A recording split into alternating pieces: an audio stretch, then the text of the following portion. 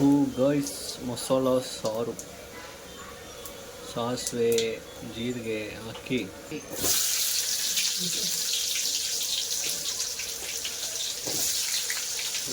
ಈರುಳ್ಳಿ அப்படியே தள்ளிடுங்க.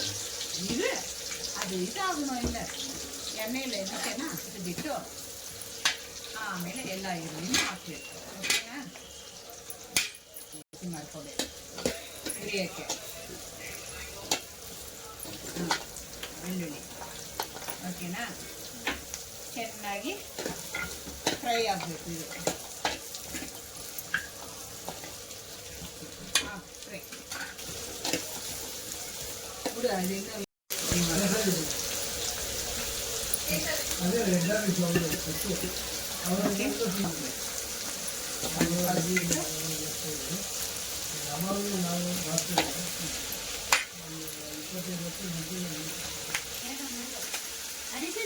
ஏலக்காய் ஒரு 3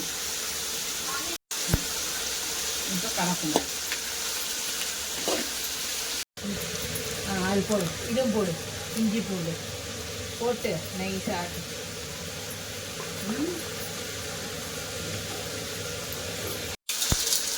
வெங்காயம் டேஸ்ட்டுக்காக மிளகாய் 2 ஸ்பூன் போடுறேன். எவ்வளோ காரம் வேணுமோ பார்த்து குடிச்சிட்டு அப்புறம் போடுவோம். ஓகே?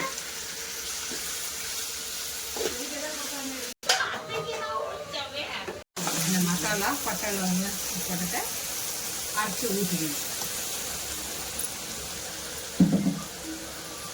வதங்கிறதோட நல்லா வதங்கணும் ஒரு 2 நிமிஷம்.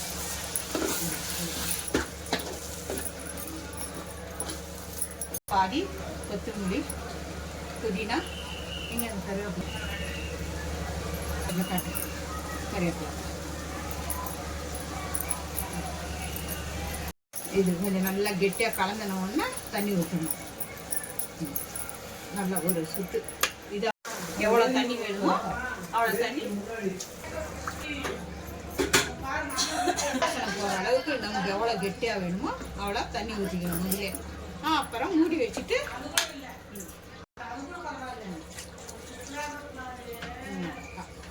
இப்போ உப்பு காரம் எது பத்தலாமல் போட்டுக்கலாம். ஓகேவா? இப்போ லாஸ்ட்ல இந்த கொத்தமல்லி கருவேப்பிலை போட்டு இறக்கிடணும்.